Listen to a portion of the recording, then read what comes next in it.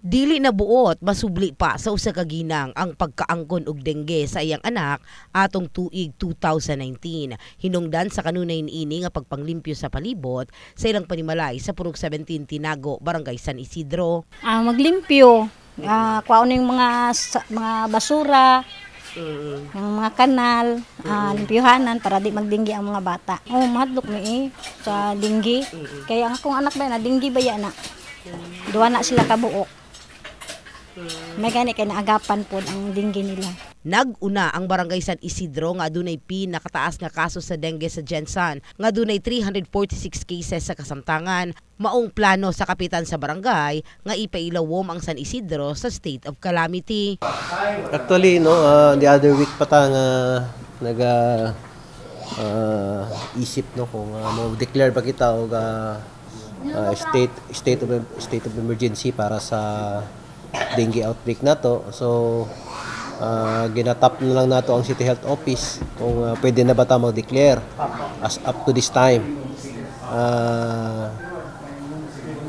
Ato na pong meeting ang ato ang mga pro-chairman para mahimong aware sila pag naa sila yung mga dengue cases niya, mo tap dayon sila aron nga makapag-conduct dayon ta, makapaglimpyo ta sa palibot. Aduna na 2,864 kakaso sa dengue sa Jensan apan luyo sa pagsaka sa kaso dili matud pa kini madeklarang outbreak.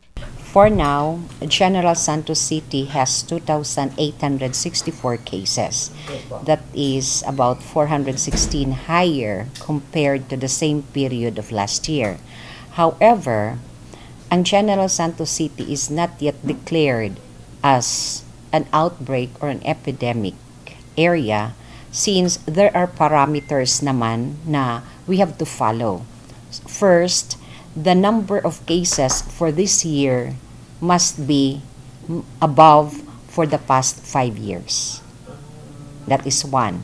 Second, the case fatality rate must be 1%, and we are still on a 0.56%. Dugang ni Calonso, nakita nilang rason sa pagsaka sa kaso mao ang unreporting nakalabing tuig tungod sa COVID-19 o pagtutok sa gobyerno sa COVID-19 vaccination. Lakip na ang pagpahigayon sa mga rural health unit o dengue testing sa mga purok asa natala ang kaso sa maong sakit. Sa datu sa CHO gikan sa 8 ka dengue death nga natala nakalabing tuig, misa ka na sa 16 ang patay sa sakit karong tuiga. Apila ni ini sa publiko ang ayang hugot ang pagkitinabangay sa katawhan sa mga health authorities aron mapugngan ang pagsaka sa dengue cases. In the heart of changing lives, kini sa Brigada Richelle Gubalan sa Brigada News Jensan. Brigada News